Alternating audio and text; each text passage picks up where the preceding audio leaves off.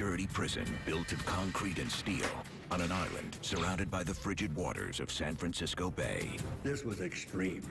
No prison in the world that had the type of security that we had here. For almost 30 years, Alcatraz Federal Penitentiary was the country's toughest prison, a living hell for high-risk and high-profile troublemakers. Men like Al Capone, Machine Gun Kelly, and the Birdman, Robert Stroud. The purpose of Alcatraz was actually to completely isolate some of America's worst. If you broke the rules or broke the law, you went to prison. If you broke the rules in prison, you came to Alcatraz. It's a prison where every inmate learns one thing. There is no way out.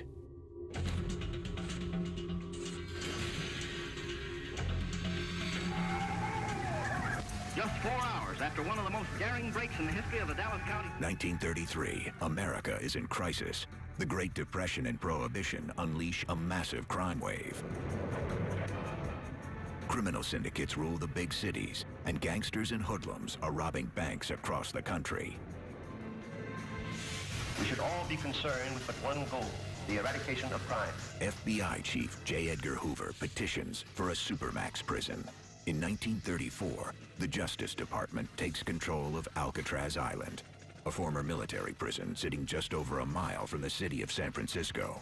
The goal, create a high-profile facility for the worst of the worst, the toughest of the tough. It becomes a prison that revolutionizes confinement. It aims to punish rather than rehabilitate. Some will survive using their brains or their brawn. Some will fight back, unwilling to give in. Others will break under the strain, and some will make a desperate run for freedom. The prison's first line of defense, cold steel bars. Since at least the 19th century, jails have used metal bars to hold criminals.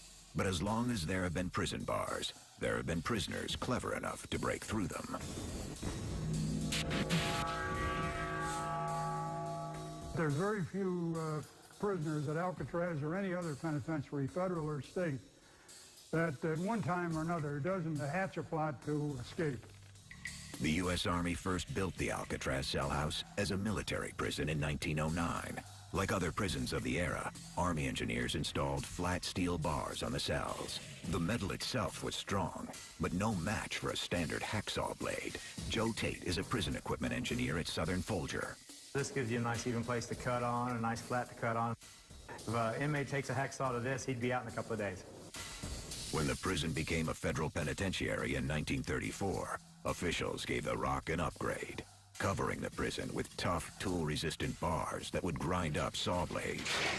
They've been heat-treated, and what that causes is a carbon buildup in the steel that you can't use a hacksaw to cut this with. If an inmate tries to saw through this, all he'd do is spend his years and years just grinding away. Over the years, the tough convicts on Alcatraz try every way imaginable to break out. Most attempts failed. This is case-hardened steel, and it's pretty near impossible to saw through this.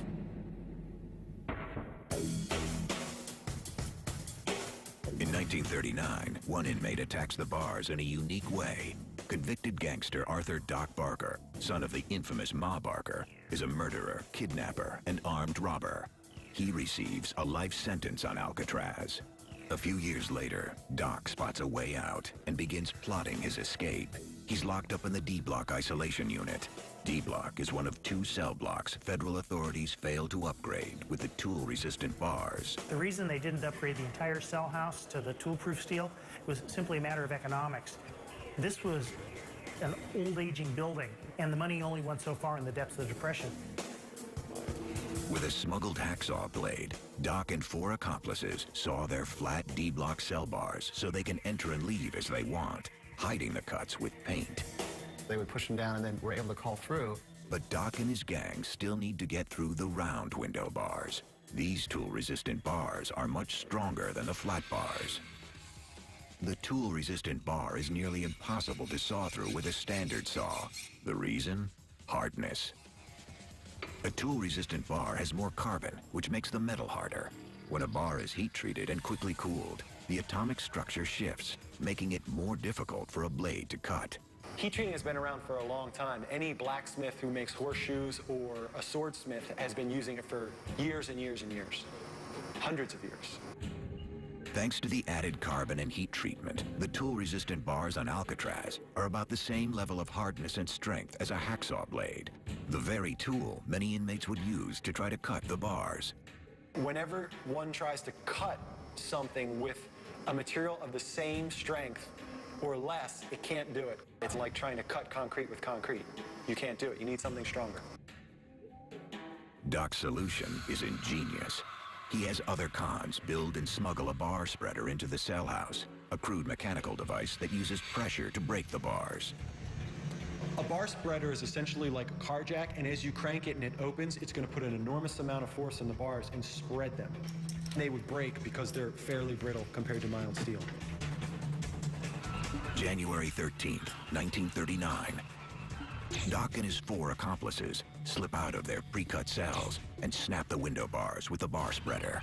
Now, outside the cell house, they head to the water and begin building a driftwood raft. Suddenly, guards spot them. Shots ring out, and 4 of the 5 men surrender. But it's too late for Doc. Doc Barker was shot in the head. He did not make it. The escape attempt is a tragic failure, but Doc and his associates found a way through the maze of cell house bars. Nearly 24 years later, a determined inmate devises another clever way through the bars. He was very ingenious in that he used some very simple tools to effect his escape. John Paul Scott is a convicted armed robber with a troubled history. 3 years after Scott arrives on the Rock, he is working in the Alcatraz kitchen basement. Luckily for Scott, security there is looser than in the rest of the prison. Down in the kitchen basement, they had a certain amount of time where they can work the bars. For a few minutes every day, Scott heads to the basement with a variety of tools, including a simple piece of string dipped in floor wax and covered with scouring powder. He methodically saws at one of the window bars. It's a brilliant use of available materials. It takes him more than a year, but he finally cuts through the bars.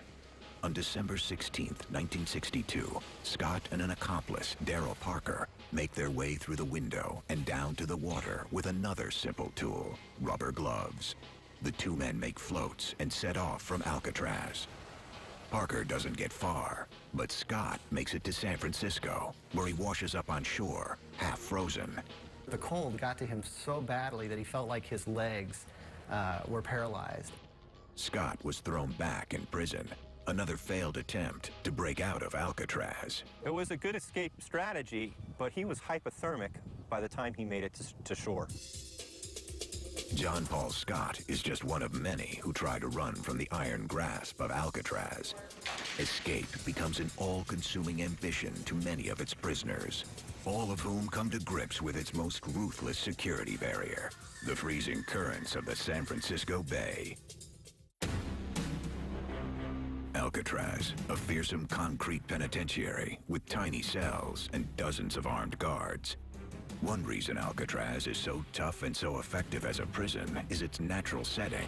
The cold, inhospitable island is surrounded by miles of bone-chilling water. Well, the water is so rough. This is a very treacherous day out here. When that water is going out, it's dangerous.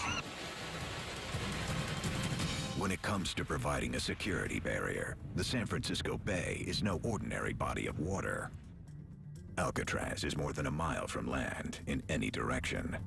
The water averages 54 degrees. When it's that low, hypothermia, a dangerous drop in core body temperature that can kill, sets in after only 30 minutes, less time than it takes to swim to land. Dr. Tom Nuckton is an expert on cold water survival. A competitive swimmer can make that swim between 30 minutes and an hour. An inexperienced swimmer would take longer, possibly over an hour, and that's when hypothermia really becomes a major factor, because the longer you're in the water, the more you're exposed to the cold, and the more likely you are of developing hypothermia. What's more, Tides in the bay force a tremendous amount of water through the narrow passage of the Golden Gate, more than 2 trillion gallons a day. Because it all has to squeeze through an opening just 1 mile wide, tidal speeds can usually reach over 5 knots, or nearly 6 miles per hour. For inmates who dream of escape, the bay water looms as the toughest obstacle of all. But authorities are confident the island is secure.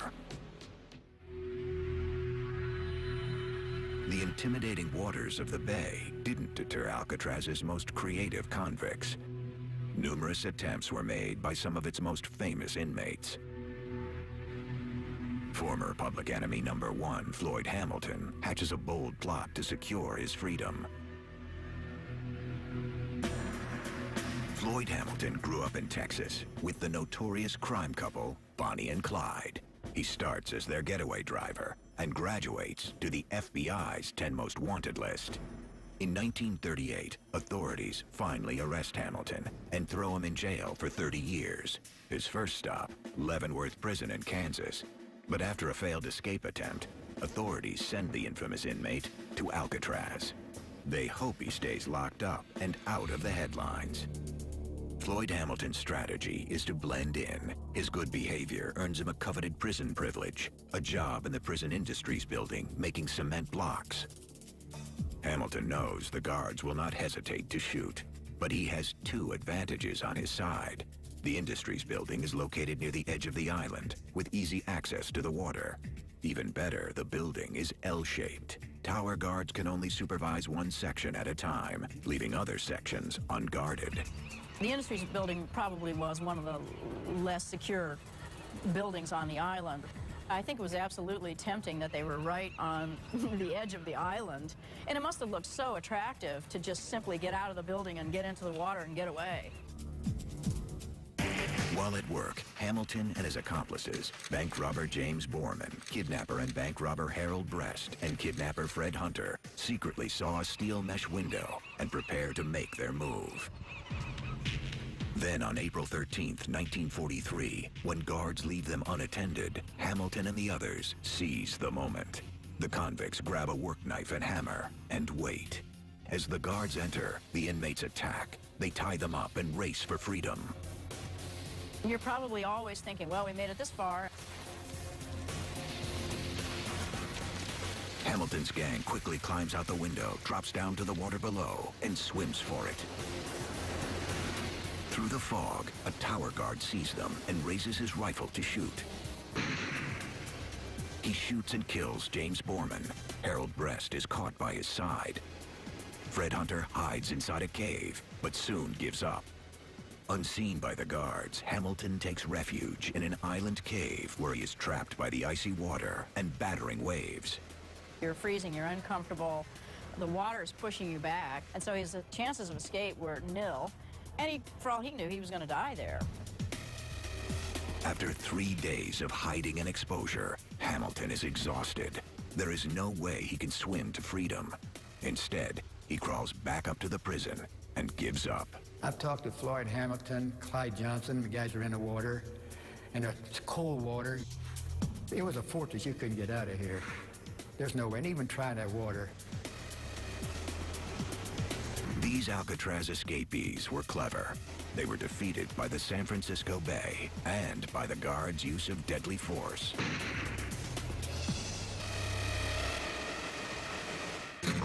One Alcatraz inmate, John Giles, uses his wits and devises a clever plan to overcome the deadly waterway by not swimming it at all. John Giles was a longtime felon with a history of armed robbery, murder, and prison escape. Arriving at Alcatraz in 1935, he begins scheming and dreaming. But to the guards, he behaves like a model inmate. John Giles was described as a very quiet, almost intellectual prisoner. He was very trusted and actually well-liked by the guards. Giles's good behavior earns him a job at the Alcatraz docks, sweeping up after new shipments of army laundry. The guards trust him and sometimes leave him unsupervised. For 10 years, he uses the privilege to his advantage to assemble the components of a military uniform. He probably did have a lot more freedom than the dock workers, who were loading and unloading barges. And Giles put together an Army uniform from military laundry that came over here, and he hid pieces of it, perhaps throughout the dock. On July 31st, 1945, a visiting Army boat is about to embark, and Giles takes his chance. He puts on his assembled uniform and steps on board. He thinks he is going to San Francisco, and for a few moments, he can almost taste freedom. Instead, the Army boat heads not for San Francisco, but for the isolated military dock on nearby Angel Island. While en route, the Alcatraz guards discover his absence. They chase him down, and when Giles's boat docks, guard Phil Bergen is there to greet him.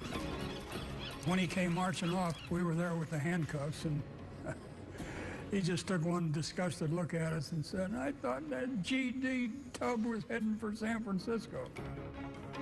The inmates started calling him wrong way Giles. Everybody kind of respected the attempt, even though they didn't like it, but they respected it. Alcatraz once again foils a carefully plotted escape plan. But is the prison truly escape-proof? The answer lies with the most famous escape attempt in Alcatraz history, Frank Morris and Clarence and John Anglin's Great Escape. When Morris and Anglin made their escape, it broke the myth that Alcatraz is escape-proof, because after all, they're gone. There's no more escape-proof. Decades after it happened, the 1962 Great Escape still stands out. In a prison full of clever inmates dreaming of freedom, Frank Morris and his crew may top them all. Their daring plan outwits nearly every element of the Alcatraz security system. You must understand that these inmates are confined in the cell 24 hours a day. They're out thinking you all the time. A correctional officer comes in, puts his 8 hours, and he goes home and he forgets about it. They're way ahead of us all the time. But was it the perfect escape? Despite a 17-year FBI manhunt that ends with no definitive answer, questions still remain as to how they beat Alcatraz's security.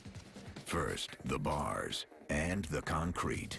Early on, Frank Morris and the Anglin brothers realize it is almost impossible to get through the heat-treated cell bars on the sliding front doors. Instead, they work on the ventilation grills in the back of their cells, drilling small holes in the concrete. They used forks and spoon handles, and you have to remember that they're not like what you have in your drawer at home today. They were old heavy-gauge steel from the turn of the last century. Next, the locks. To get out of the cell house, the inmates need keys from the heavily guarded gun gallery. It's an enormous hurdle, so they find a different way out, through the roof. Frank Morris was always credited with being one of the masterminds of this escape. In actuality, it was really Alan West who saw the route and got everybody up here. A convicted car thief doing cell house maintenance, West works on top of cell block B when he finds an unsealed vent leading to the roof. Even though West never joins the actual escape, his discovery means the inmates can avoid the cell house doors, locks, and keys. He saw that there was a blower here over B block, and he figured, and he was absolutely right, that that vent wasn't sealed. As with other Alcatraz escape attempts, the water is where things might have come apart. Frank Morris and the Anglin brothers come up with an ingenious plan: a rubber raft and life jackets. They stitch raincoats together and seal them with glue. But there is one important limitation. The first time that you could actually test the raft was the night you're getting in the water. And of course, you're getting in a homemade raft in the dark. In all likelihood, the makeshift raft gives way en route to land, dumping the three inmates into the cold, dark water. At this point, the inmates would be in trouble. Coast Guard records from that night show the water temperature was between 50 and 54 degrees, and the three men would have been completely unprepared, thanks to a key decision by prison authorities. They reportedly had the shower water in Alcatraz kept warm, actually a bit warmer than normal, and that was to prevent the convicts from acclimatizing to cold water. The escape plan's next possible flaw? The tides. Investigators believe the inmates entered the water at around 11 p.m. on June 11, 1962. Records from the U.S. Army Engineers Office for that time show an outgoing tide of about 2 knots, or 2.3 miles per hour, the men would be pulled slowly but surely out to sea. If the raft went down, the 3 inmates would have been fighting for their lives at night in very cold water with only homemade life jackets to keep them afloat.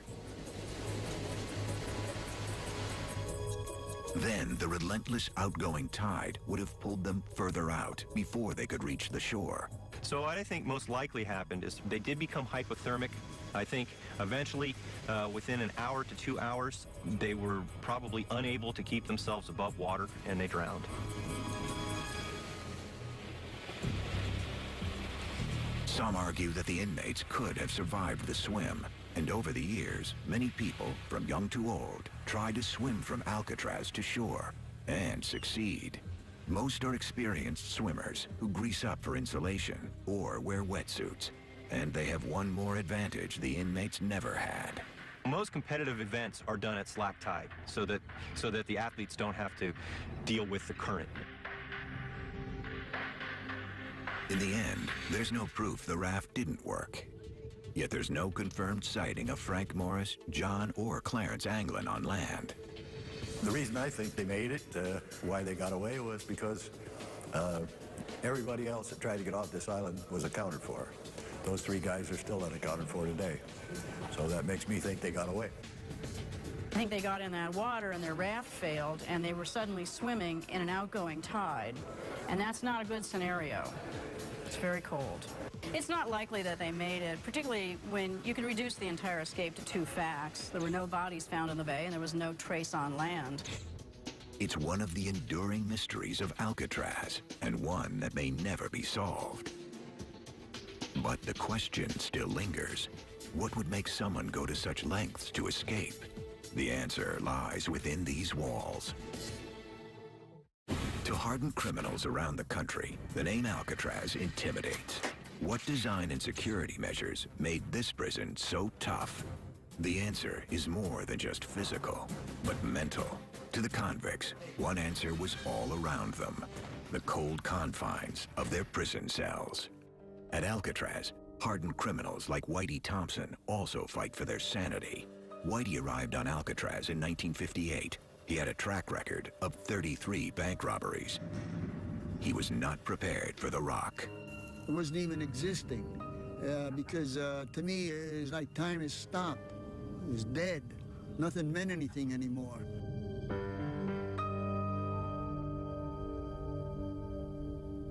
During his days of crime, Darwin Kuhn was a reckless young man. He robs 5 banks in the Midwest and escapes from the Nevada State Penitentiary. But at Alcatraz, isolation and boredom wear Kuhn down. This is 127. This is where I spent 4 years of my life. It just starts to squeeze you, starts to close in on you. And I guess it's from the fact that you're in such a small area and not allowed to go any further. You lose the sense of reality, and you wonder whether you're part of the real world. Tough guys on the outside, now on the inside. Every inmate on Alcatraz, from celebrity gangster to back page bad guy, face a new world with new rules. The challenge: adapt, conform, and survive. But some suffer a complete physical, mental, and emotional breakdown. To survive America's Devil's Island, even the country's most notorious gangsters have to adapt. They are big shots on the outside, but on the inside, they are just another inmate. 1920s Chicago. Al Capone, a wealthy mobster with a vicious mean streak, rules the city. Through murder and manipulation, he stays one step ahead of the law. Then, in 1929, the police arrest him for carrying a concealed weapon. They sentence him to a year inside Philadelphia's Eastern State Penitentiary. With no opposition from the warden, Capone transforms his primitive cell into a luxury suite, complete with rugs, elegant furniture, and a state-of-the-art radio. Following his sentence, Capone is free for a year and a half, then convicted for evading over $200,000 in taxes. This time, authorities sentence him to 11 years in prison. First, it is 2 years in Atlanta. Then authorities decide to separate, isolate, and control the infamous gangster. His new destination? Alcatraz. He was completely cut off, completely isolated from his other crime leaders that he had worked with. Alcatraz is designed to break its inmates, even street thugs like Al Capone. The key factors: a mind-numbing routine, a strict disciplinarian warden, and numerous guards steeled against corruption. Their objective is punishment, not rehabilitation. In a prison where every con is treated the same, Capone's formerly glamorous reputation and wealth make him a target for constant threats and attack. Convicted bank robber John Decker spends 4.5 years on Alcatraz in the 50s. Al Capone was out here. I mean, he was a big man, but he was Al Capone. That's all he was. Nobody come out here that I ever seen that impressed anybody else. We were all about the same. He had nothing special out here. Cut off from his fame, his fortune, his friends and power, Al Capone transforms. The former gangster gives up attempts of manipulation and chooses to blend in, doing his time like the others as a common criminal. He works in the laundry, even joins the prison band. Yet as time passes, he retreats further into his tiny cell, alone and miserable. By 1938, the 4th year of his sentence, Capone is a shell of a man. Capone's condition degraded seriously while he was on Alcatraz. He's got no power. He was stripped of everything. And I think it had to have been very discouraging. It turns out Al Capone is more than just beaten by punishment. He has an advanced case of syphilis. Before long, he is at times incoherent and partially paralyzed. Alcatraz authorities ship him to a prison hospital in Southern California, and in 1939 release him to freedom. 8 years later, Capone is dead, broken by his time on Alcatraz and his illness. The demoralizing environment has harsh effects on most of the inmates at Alcatraz, even the infamous George Machine Gun Kelly. During the 1930s, his wild crime spree captures the nation's attention until federal agents capture him. He ends up on Alcatraz with a life sentence. Inside his tiny cell, he relives his glory days with endless stories. His cell neighbor, convicted bank robber and multiple prison escapee, Willie Radke. Now, I slept here, 240, Kelly slept here. This is 230, this is his old cell. Like I say, George had a sense of humor. He was always talking about these blondes and Cadillac cars. That was a big story about him. He was a storyteller. He'd say, did I tell you the time I was down in New Orleans, I had a new Cadillac car and a blonde? I said, yes, you did, George. Well, let me tell you about it. He's going to get out. He's going to go down to California, that blonde in a Cadillac car. That's all he ever dreamt about. Despite the big stories, Machine Gun Kelly is losing hope. During his 17 miserable years on Alcatraz, the infamous mobster comes to feel deep remorse for his crimes and eventually despair. The Rock beats him down and leaves him a common criminal. Transferred to Leavenworth Federal Prison, Kelly dies in 1954 of a heart attack.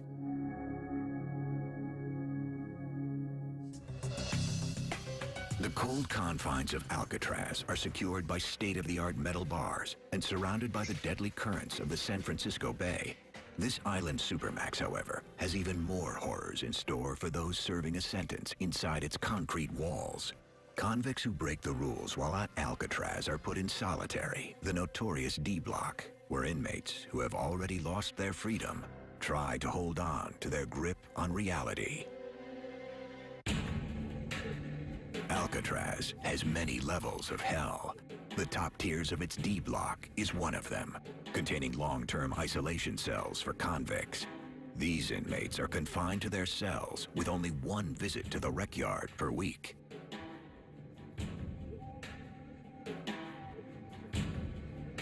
On the ground level are closed front cells known as the Hole.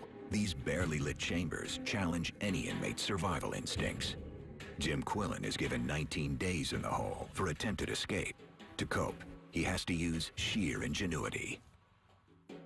I had a gimmick that I would, as soon as I'd come in here, I'd pull a button off my coveralls. I would flip it, shut my eyes, turn around in circles, then get down on my hands and knees and see if I could find a button.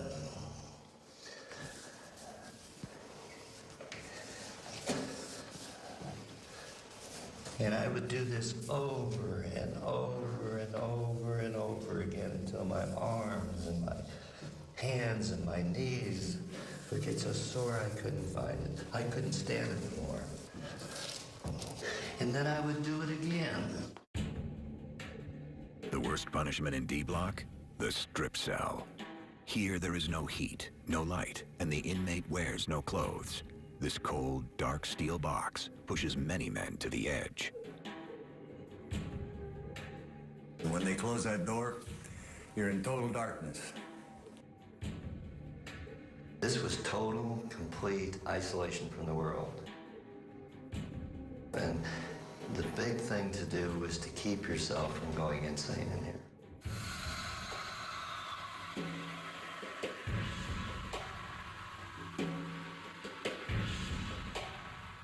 To make it through the days of deprivation, prisoners here need mental toughness. Darwin Kuhn is dealt 29 days in the hole for carrying a homemade knife called a shiv.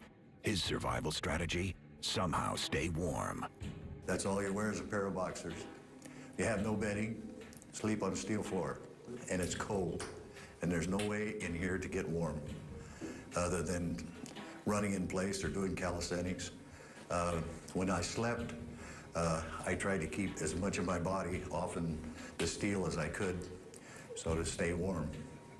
Like I said, it's total misery, and it's just like you're not a real person.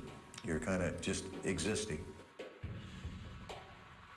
It's a real mental struggle to keep yourself together. I mean, you want to scream, you want to cry, and believe it, many a time you cry in here. The hole, the strip cell, and lower solitary are all forms of short-term punishment. For the most dangerous and most violent offenders who need to be separated from the prison population, there is one more punishment: permanent isolation. On the Rock, one prisoner experienced it more than all the others. His name, Robert Stroud, better known as the Birdman of Alcatraz. Robert Stroud is different from the other prisoners. He didn't become famous because he was a criminal. He actually became famous because he was a prisoner. Robert Stroud's life is a series of violent encounters. In 1909, 18-year-old Stroud murders a man in Alaska. His punishment, 12 years in a federal prison.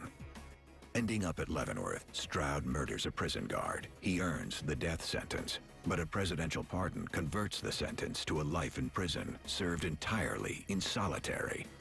He ended up being in segregation for the next 43 years, which is a lot like being stuck in your bedroom for 43 years.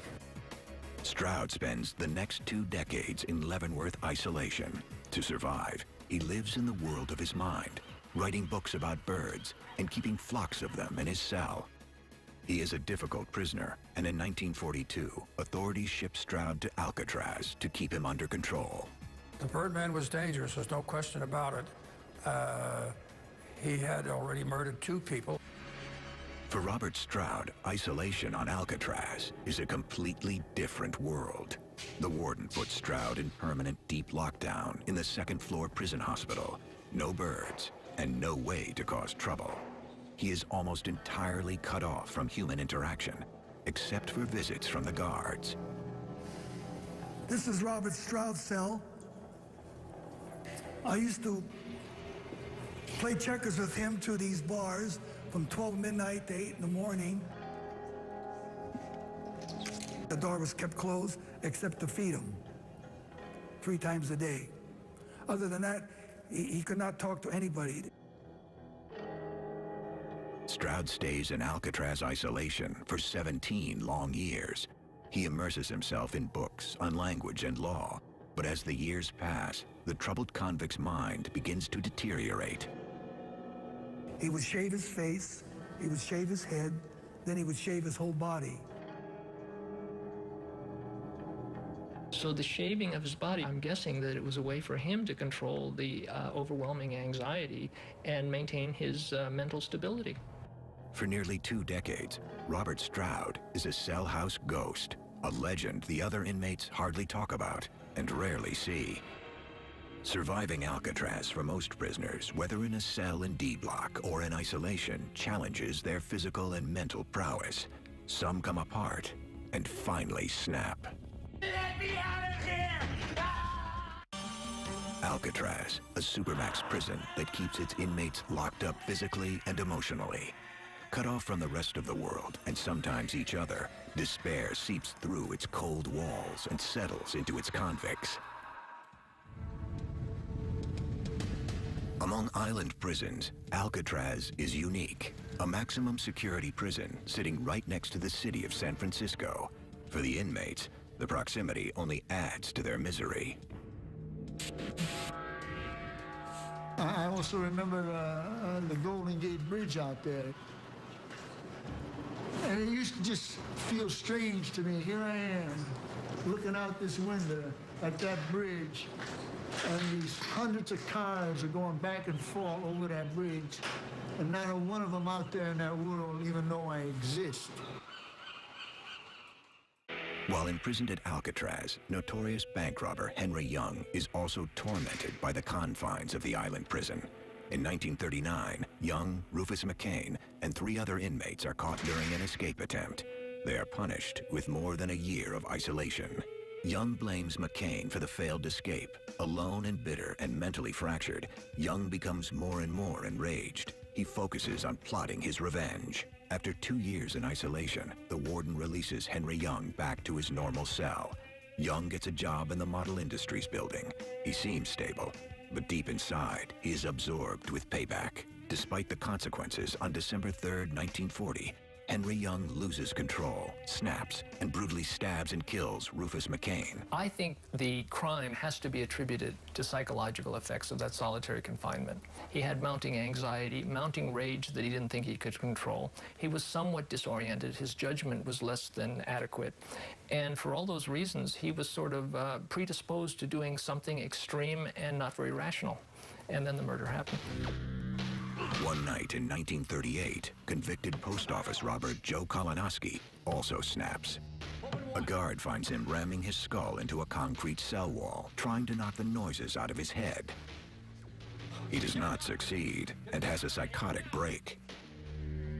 Human beings require a certain amount of social interaction in order to maintain their mental health. If you take all of those things away, they tend to fall apart. Get the doctor! Most disturbing of all is the story of Rue Percival. In 1937, this convicted kidnapper snaps while on garbage detail. He chops at his hand with an axe, cutting off most of his fingers. Reduced to a babbling madman, he is transferred to the Alcatraz hospital. He chopped off his fingers, and that was an extreme act. Prisoners do extreme acts, and often it's to get attention for themselves. So that's a very sad state of affairs. Another expression of mental breakdown on Alcatraz is the unexplained and futile escape attempt of post office robber Joe Bowers. Arriving on Alcatraz in 1934, Bowers is a small-time thief among hardened gangsters and violent cons. Crushed by the harsh prison routine, he grows desperate. My opinion is the man that attempts to escape is the man that's given up on life. They figure that they're tired of that routine and they take a shot at it. Bowers works at the garbage incinerator right on the island's edge. The temptation is too strong, and on April 27, 1936, Bowers starts over the wire fence. A guard yells for him to stop, then fires 3 shots. Bowers falls 75 feet to his death. He never has a chance. There were quite a few people that witnessed that and were pretty horrified. But some of the prisoners thought it was murder and others thought it was suicide.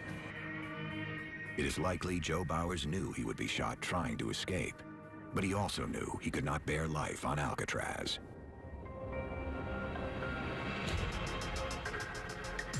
For 29 long years, the nation's worst criminals faced life and death on the Rock. Kidnappers, gangsters, murderers, and robbers alike each face misery and daunting punishment. Thanks to its notorious inmates and perilous escape attempts, the Alcatraz legend lives on. Released inmates tell the tale that for prisoners at Alcatraz, there was no way out.